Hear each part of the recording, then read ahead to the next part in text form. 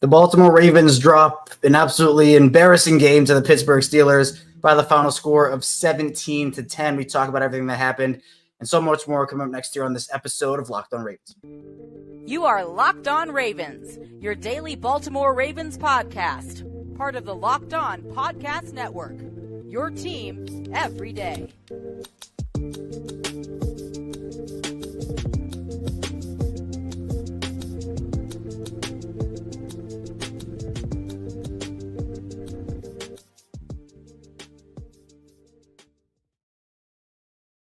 Welcome into another episode of Locked On Ravens, your daily Baltimore Ravens podcast. I'm your host, Kevin Oestreicher of Ravens Wire, here with you on the Locked On Podcast Network, your team every day. Thank you so much for being here and making Locked On Ravens your first listen each and every day. We're free and available all podcasting platforms, including over in video form on YouTube, where I had the wrong graphic up. We were talking about Steelers week last week, how it was going to be a good game. I obviously switched it over, but was not a great game for the Ravens as they fall by the final score of 17-10. Today's episode of Locked On Ravens here on this live edition of the show is brought to you by FanDuel, Sportsbook, official sportsbook of Locked On. Make everyone more right now. New customers bet $5 and get $200 in bonus bets guaranteed. Visit FanDuel.com/LockedOn to get started. And again, we're live here. We do this after every single game. So unfortunately, even after the games like we just saw, we go live and talk about it. And it's obviously great to engage with the community and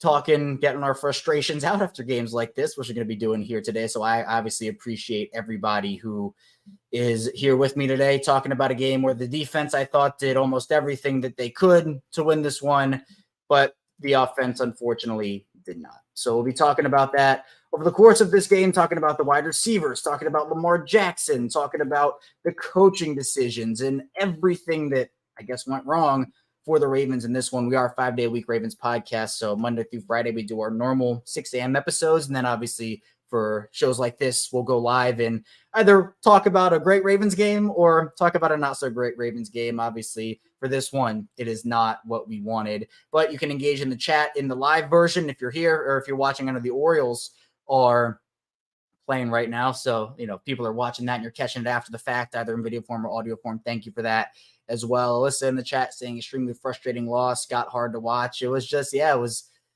a brutal game where, again, Lamar made throw after throw after throw and nothing really changed. Like nothing really happened where the receivers weren't dropping passes. They weren't making plays. So we'll get into that.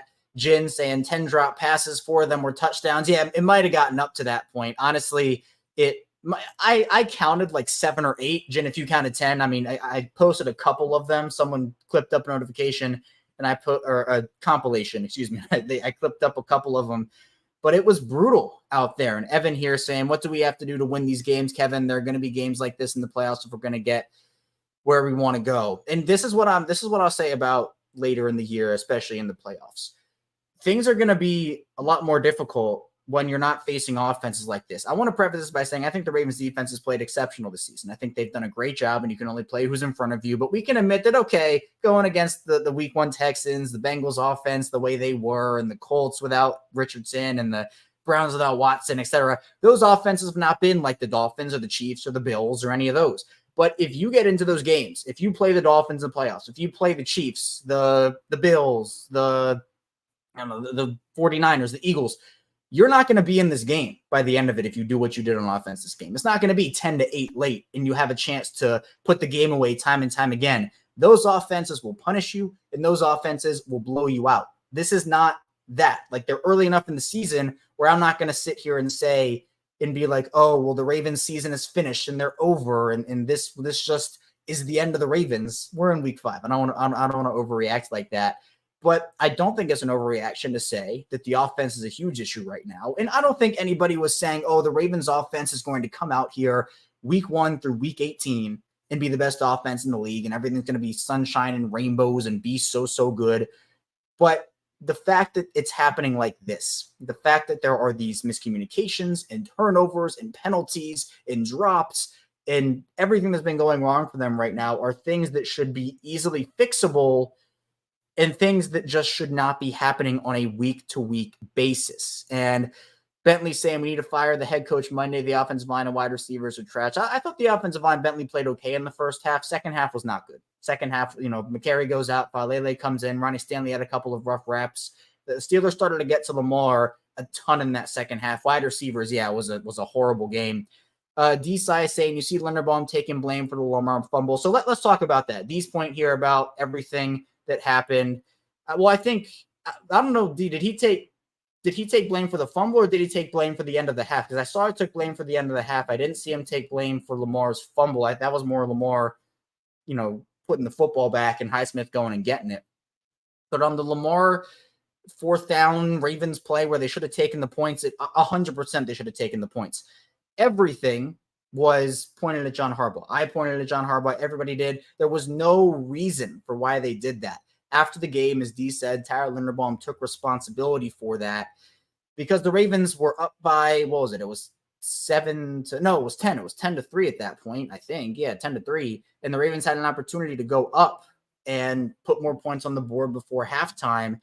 It was fourth down and 2 from the Steelers, 13-yard line, 20-yard line. And in that situation, you say, all right, run Justin Tucker out there, get the points, and get out of there with some points before halftime. The Ravens line up to go for it, and Quan Alexander moves a little bit into it. Well, he didn't even get into the neutral zone on the broadcast angle, at least. But Linderbaum sees that and snaps the ball. Lamar was not expecting it. I don't think John Harbaugh was expecting it, but that was a decision that, Harbaugh put him out there and had that happen. Now, after the game, Linderbaum said that it was on him. He saw Quan Alexander go into the neutral zone, he thought, and he snapped the football. But again, John Harbaugh classified it as a miscommunication, and this is the second time that we're hearing a miscommunication cost the Ravens either points or clock on the, time on the clock. Like, these things can't continue to happen for a coach football team like this. This isn't like John Harbaugh is a first-year head coach. Do I put all the blame on John Harbaugh in this game? No, I don't put all the blame on John Harbaugh in this game because of the fact that, look, the receivers dropped almost everything in their sight, and the defense played really well. But John Harbaugh has to have his team better prepared to play. And John, again, recapping it well, saying they were planning on running the clock down and calling timeout. The Steelers jumped, so Tyler snapped the ball. You just have to be better prepared. Like, Tyler Linderbaum is the blame for that. If that's what happened, Linderbaum took responsibility. That's inexcusable from Tyler Linderbaum to do that. But John Harbaugh just has to have his guys better prepared because it's not just the one play at the end of the half. It's everything that's added up to this point before this game and added up in this game, the 7 drops or 8, however many drops you think they did. We'll probably get a more clear note of that as the day and night goes on and as the week continues starting tomorrow. But it just was inexcusable sloppiness and something we've seen almost every single week. Week 1, it was 13 penalties. Week 3, 4 fumbles. Week 5, 7 drops, 3 turnovers. It's been fumbles all around. They have to be able to be better on offense because the defense is doing everything they can to win this game, to get the offense in better positions. And that's why I'm saying that the way the Ravens defense is playing right now, for the most part, has been exceptional. They've done their job. It's the offensive side of the ball that hasn't done their job. And Tanya in the chat here saying, what was up with the offensive line and the receivers? Were outrageous today. 3 touchdowns left on the field, unacceptable. When your offense doesn't show up, you leave your quarterback to try and press. And also she says, why do we not run the ball at the 5-yard line? I know, Tanya. To me, I think that sequence where the Ravens get the ball back, the Steelers get the safety, and the Ravens are able to force the Steelers to go. It was 3 and out, right? Or at least close to it, 3 and out after the free kick. And then there's the return, and the Ravens, I think, go 3 and out too. And then Gunnar Olszewski on the punt fumbles, and Kevon Seymour picks it up, gets the ball within the 5. It was the 5-yard line. And I say, all right, let's look at it this way. There's no way the Ravens can mess this up, right? There's no way that it can happen because they've already messed up so much in this game. And I'm thinking, all right, worst case scenario, the Ravens come out of this with what? 3 points, right? Like they get 3 points and, they get some insurance points and fine. But the Ravens don't. It was essentially a 3 and out. And the fact that on the 3rd down play, Lamar throws the ball to Odell. The throw was terrible. The throw was short. I'm not blaming Lamar for this loss, but I think 2 things can be true. One, that Lamar throw was not good. Now, the decision to run it, or the decision not to run it, as Tanya said, I think they should have run it there. I don't think it's worth, that happening. The thing that could not happen did happen. It's like the Lamar sack late in that game against the Colts in overtime. The thing that could not happen did happen. But the second part of it is, I think that you just had so many opportunities as an offense, and the defense was putting you in these spots, even though you weren't capitalizing, you were dropping touchdowns, you were turning the ball over. The defense kept putting you in that position. And at a certain point, through all the Ravens defense has gone through over the course of these 5 weeks here, something was going to give at some point. The offense is tiring out this defensive group. Patrick Queen is tired of losing like this. He said he's getting pretty tired of it overall. And at this point, you have to do soul searching. This offense absolutely has to do soul searching. And, it comes down to that and that alone. The defense did not lose them this game. Special teams, you can say, sure, right? Like the safety happened and there was a blown punt coverage, but the special teams got that big play to put the offense in the position to go out there and score points, put them at the 5-yard line, 1st and goal from the 5-yard line. And the Ravens, 3 plays and they're done on a turnover. So I think that's why it's so frustrating for so many people. And coming up in the second part of the show, we will be continuing this, getting into some stats from the game as a whole and just what to make of all these Ravens mistakes that are happening, because at this point they are piling up far, far, far too quickly on the offensive side of the ball. So be sure to stay tuned for all that. We still have plenty to talk about here on Locked On Ravens. But first, this episode is brought to you by FanDuel Sportsbook. And snap in action this NFL season with FanDuel, America's #1 sportsbook, because right now, new customers get $200. That's right, $200 back in bonus bets. That's guaranteed when you place a $5 bet. That's $200 in bonus bets, win or lose. If you've been thinking about joining FanDuel, there's no better time to get in on that action. The app is super easy to use. There's a wide range of betting options, including spreads, player props, over-unders, and more. If they had an over prop on the drops and you bet that, I think you're sitting pretty right now. But of course, if you bet the Ravens to win this game over on FanDuel, you're not feeling so great. All the receiver props were not wonderful as well. But you can visit FanDuel.com/lockedon and kick off the NFL season. FanDuel, official partner of the NFL. We're back here, our second segment of Locked On Ravens. Kevin Ostreicher still here with you, talking about this Ravens pretty terrible 17-10 loss. Is frustrating for a lot of people. That frustration is obviously, from the fan base. You can see it in our chat here even. And I want to get into some of the other comments we got here. David's in here. Well, first of all, yeah, John saying the refs blew the call. John, what call are you talking about? Well, yeah, I'm interested to know what call are you talking about? I just don't know. I'm curious to know what you're talking about with that call. But David saying, no problem. I'm always going to be a Raven through thick and thin, big homie. Yeah, David's one of the positive guys here. David, I appreciate your positivity. I know it's a little down right now. And I'm not saying the Ravens season is over. David also saying we still love your hard work, Senior Kevin O. Yeah, I appreciate that, David, for even everybody who's tuning in after a loss. I appreciate that. It's hard to listen, watch things on your team after they lose. I know that. So you sticking here with me, I appreciate that. Tanya saying 10 drops and 4 touchdowns left out there.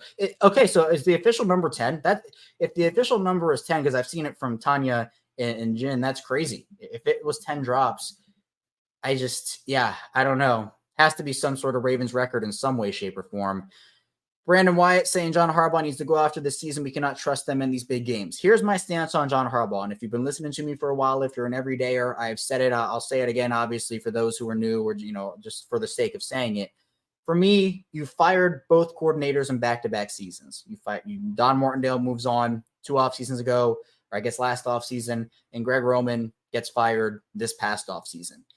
Who's the next? If the Ravens don't, if it's another wild card exit, if it's another divisional round exit, let's say, and you can't show that growth, if there are still the problems that have been plaguing you for years and years and years, I still think John Harbaugh, if he were to move on from the Ravens, if they were to go in a different direction, he'd get another head coaching opportunity somewhere. You have to be sure, if you're the Ravens, that that you get a guy that you think can be better than John Harbaugh. Is that Mike Macdonald? Is Mike Macdonald that guy for you? Is there an outside guy who is that guy for you?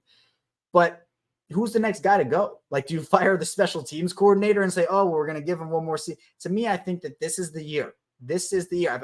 I've been true on this for the past probably 1.5 or so years, where it was never going to be John Harbaugh over Greg Roman first. They were always going to get rid of Greg Roman and then try to figure it out with a new offensive system.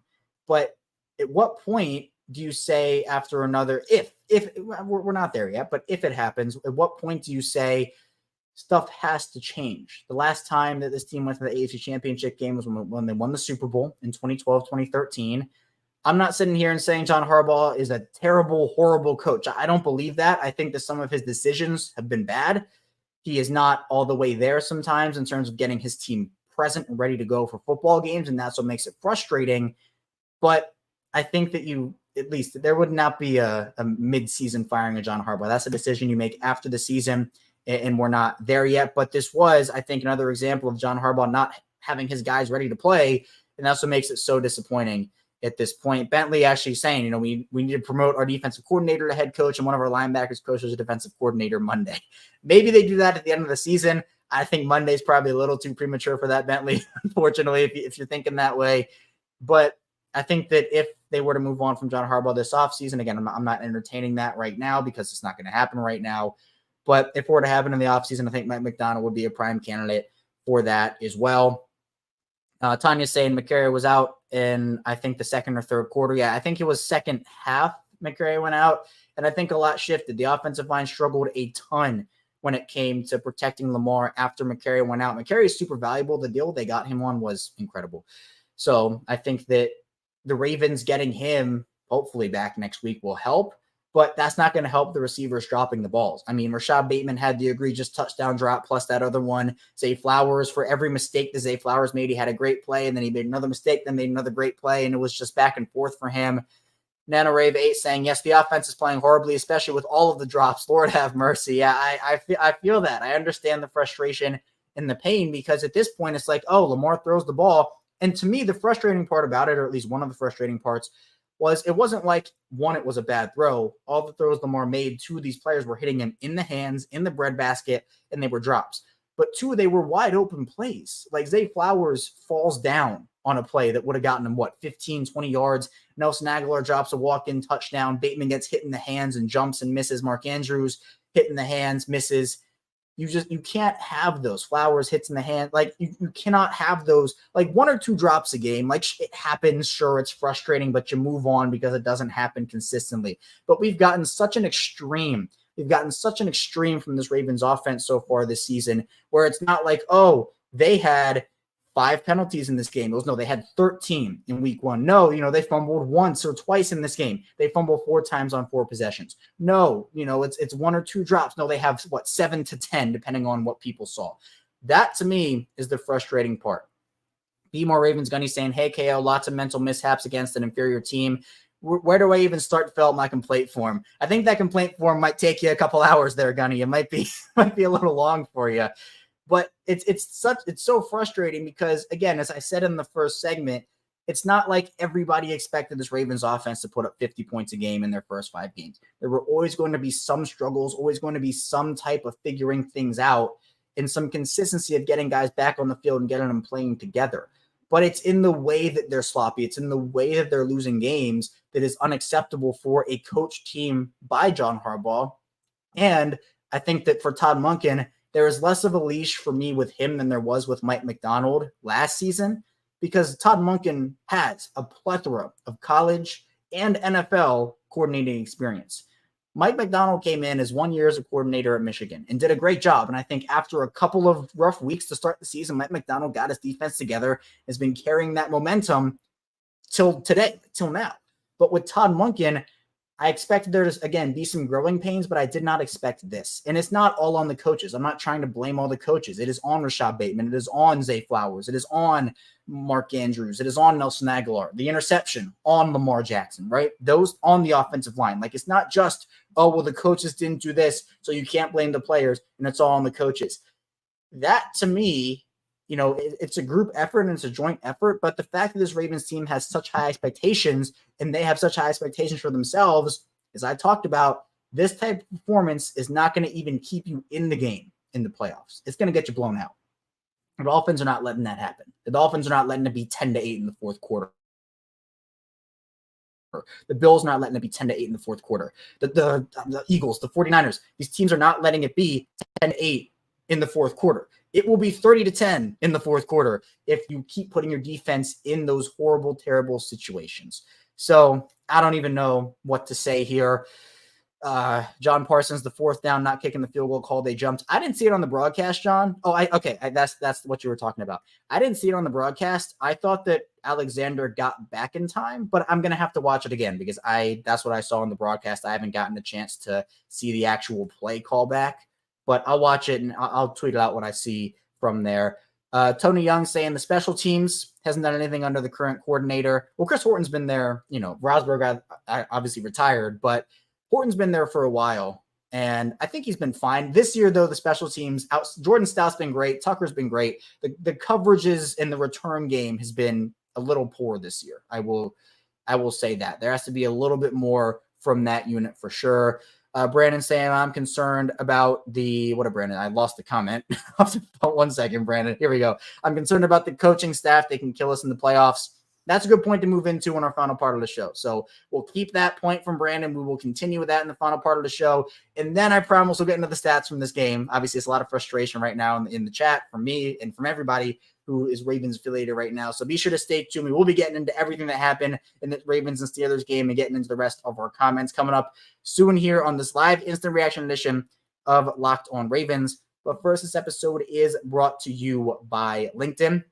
And these days, every new potential hire can feel like a high-stakes wager for your small business, and it can be really, really important to be 100% certain you have access to the best qualified candidates available. That's why you have to check out LinkedIn Jobs. LinkedIn Jobs helps you find the right people for your team faster and for free. And for me, I've had a ton of great experiences over on LinkedIn, finding jobs, sending people I know jobs. They have such a wide array of things for every different area and background that you could be looking for in every different job field. And it's really easy to create a free job post over on LinkedIn if you want to. All you have to do is add your job in the pro hashtag hiring frame to your LinkedIn profile to spread the word that you're hiring. They have simple tools you can use like screening questions to make it easy to focus on the candidates with the right skills and experience to completely prioritize who would like to interview and who would like to hire. And it's really important to both start and end the year strong, and the right team member might be able to help you do that. That's why small business rating LinkedIn Jobs number one, delivering quality hires versus sitting competitors. LinkedIn Jobs will find the qualified candidates you want to talk to fast. Post your job for free at linkedin.com/lockdownNFL. That's linkedin.com/lockdownNFL to post your job for free. Terms and conditions apply.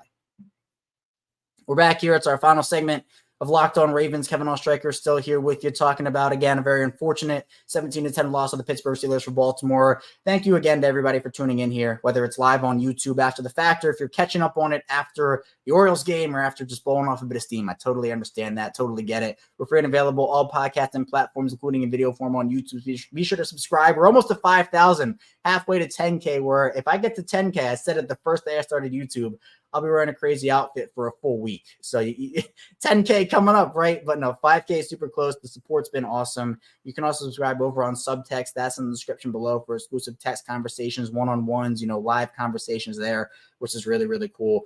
So let's continue the point that Brandon made about the coaching and him being concerned about them in the playoffs. They have to get it together. We're still very far from the playoffs, but at this point, you're already playing with so much fire that you have to be able to get your team right. You cannot lose a locker room. John Harbaugh, I don't know at this point what you do. And actually, I'm just seeing here from Kyle Barber, who does great work over at Baltimore Beatdown. Rashad Bateman just deactivated his Twitter account. So, yeah, to me, here's the drop conversation. Here's the compilation. I'm going to watch this as I'm talking to see how many drops there actually were, just so I know. But, Rashad Bateman deactivates his Twitter. It's stuff like that. Like, at this point, the Ravens have to get in a better place mentally, especially offensively, right? You have to be able to figure things out at this point because it's been too many situations of just pure sloppiness on the offensive side of the ball, which you cannot have. So at the end of the day, if you do this in the playoffs, if the coaching staff does not have their team ready to play in the playoffs, it's sharks out there. Like, they will go out there and absolutely blow you out. Like, playoffs, it's high intensity football, super stressful environment for a lot of these guys, right? You have to have the ability to go out there. I'm watching the video. I've counted 5 so far, but you have to have the ability to go out there and perform at your absolute best. Like, this is not the Ravens' best. This is not who I think this offense can be. It's just, I don't know. There are so many things that this offense has to do. But let's talk about the stats here. This one showed, okay, so this compilation shows 7 drops. Probably, even more than that. But let's get into the actual stats here. I've been pushing that off because there's been so much frustration. Then we'll get to the comments a little bit more. Lamar ends up finishing 22 of 38, which obviously is not indicative of how he actually played, but 22 of 38, 236, no touchdowns, 1 interception. Gus Edwards, 12 for 48 on the ground. Lamar, 6 for 45 on the ground. Justice Hill, 7 for 32 on the ground. Baltimore receiving, Zay Flowers, 11 targets, 5 receptions, 73 yards. Mark Andrews, 10 targets, 6 receptions, 65 yards. Nelson Aguilar, 5 targets, 4 receptions, 64. Odell Beckham, 2 for 13. Justice Hill, 4 for 13. Rashad Bateman, 1 for 8. Defensively, Roquan Smith and Patrick Queen were, again, the staples on the defense, 11 tackles and 7 tackles, respectively. Marcus Williams, Jase Medical, Brandon Stevens each had 5. Brent Urban, Marlon Humphrey had 4. You can go down the list there as well. It's just the Ravens averaged 5 yards per carry, and we saw them go away from that, I think, too much. But it was the drops, it was the turnovers, it was just absolutely terrible what ended up happening on the offensive side of the ball. And at this point, you have to do more than what has happened so far through 5 weeks. We've seen some flashes in the Bengals game and the Browns game, but you have to show more than flashes consistently at this point. John says if it comes down to fire Harbaugh, lose McDonald, and I say promote McDonald and fire John, then it'll be a decision they have to make probably in the offseason. I think McDonald's going to get coaching looks this offseason. He's been that good. Whether he gets them or not, we'll see. But I think he will at least get consideration from some of these teams. Robbie says Biscotti needs to have a sit down with John Harbaugh, but not fire him. Maybe that happens. I think that's probably realistic. Charles saying it's not coaching. The players lost this game. It is more on the players. I think people understand that it is on the players, Charles. I agree with you where coaching has to be better, but John Harbaugh and Todd Monken aren't going out there and dropping 7 passes. They're not throwing the interception in the end zone. But it is a hand-in-hand experience, these games, between the coaches and the players. It is that way 1,000%.